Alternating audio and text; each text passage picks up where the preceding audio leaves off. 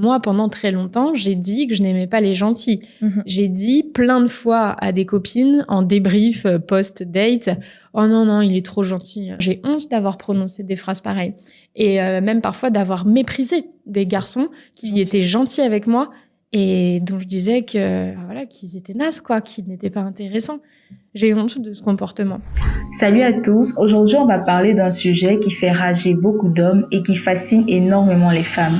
Mais pourquoi les femmes aiment les bad boys? Pourquoi elles ne tombent pas directement pour le mec gentil, aimable, bien éduqué, mais elles perdent la tête pour un type qui a du caractère, qui n'en fait qu'à sa tête, parfois même un vrai bordel émotionnel. On va dire les choses telles qu'elles sont, pas de filtre, pas de politique correcte, parce que la vérité c'est que les bad boys tirent quelque chose de profond dans le cerveau féminin. C'est parti.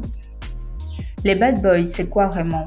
Le bad boy, ce n'est pas forcément un mec violent, toxique qui fait n'importe quoi. En réalité, c'est un mec trop sûr de lui, parfois trop même, qui ne court pas après les femmes, qui est imprévisible, qui dit non sans trembler. En fait, il ne cherche pas à plaire, pas du tout. Et surtout, il ne met pas la femme sur un piédestal. C'est qui les énerve, mais les attire aussi, hein. Il faut le savoir. C'est la force, la liberté, le détachement émotionnel, la confiance que celui-ci dégage qui attire la femme. Le bad boy active l'instinct. Il faut savoir une chose, l'attirance n'est pas logique, elle est biologique. Le bad boy déclenche plusieurs réactions instinctives chez une femme. 1. Le frisson. Il apporte du danger, pas forcément physique, mais émotionnel. Il ne donne pas tout de suite et ça crée une tension. Les femmes ne veulent pas d'un robot poli, elles veulent ressentir quelque chose.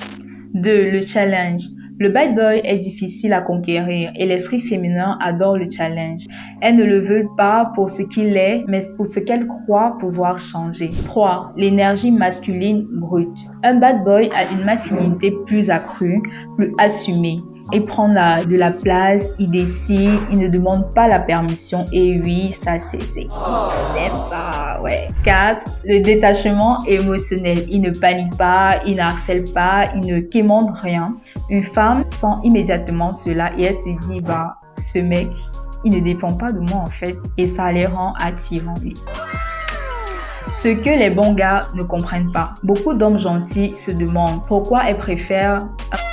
Mais attendez, la réponse, elle est assez simple. Elle ne préfère pas elle préfère un mec qui a de l'assurance, pas un mec qui se comporte comme une serpillère. Désolée pour le terme, mais vraiment parfois c'est pesant.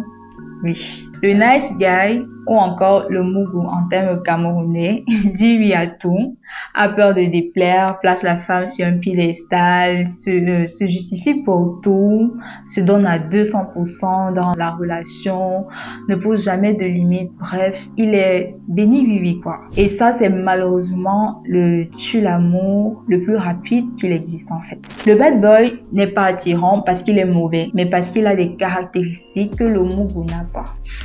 Le fantasme du « je vais le changer », c'est un des moteurs les plus forts chez les femmes lorsqu'elles sont face à un bad boy. Les femmes adorent croire qu'elles vont être celles qui vont apprivoiser le gars, que personne n'arrive à garder. C'est un ego trip émotionnel. Elles veulent être l'exception. Elles veulent être celle qui a réussi à dompter vraiment le gars que toutes les filles veulent.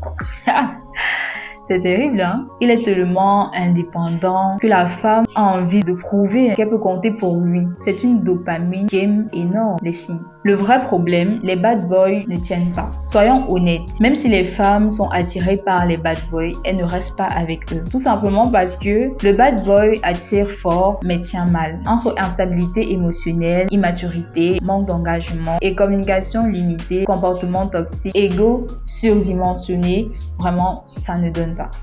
Ça ne donne pas parce que les femmes veulent le frisson au début, mais la sécurité à long terme. Et c'est là que le mougou apparaît. C'est vrai que c'est un peu fort, hein?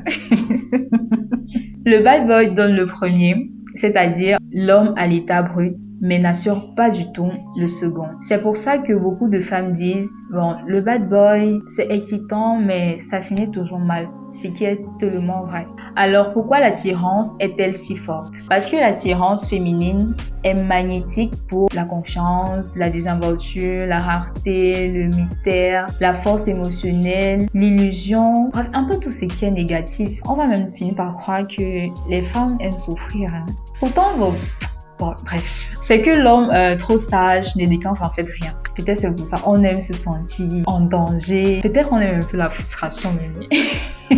La vraie réponse est que, bon, les femmes aiment les bad boys tant qu'elles ne connaissent pas encore les hommes avec de la profondeur et de la force. Le saint Graal, c'est-à-dire l'homme des rêves en fait.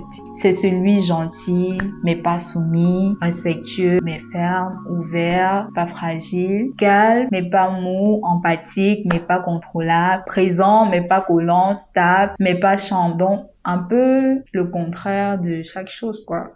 J'espère que c'est pas trop difficile, hein, les gars. On demande pas trop. Le bad boy n'est pas l'idéal. C'est juste le premier niveau, la version brute de la masculinité. Mais la version mature, c'est ça qu'il faut aux femmes. C'est celle qui gagne le cœur et le long terme.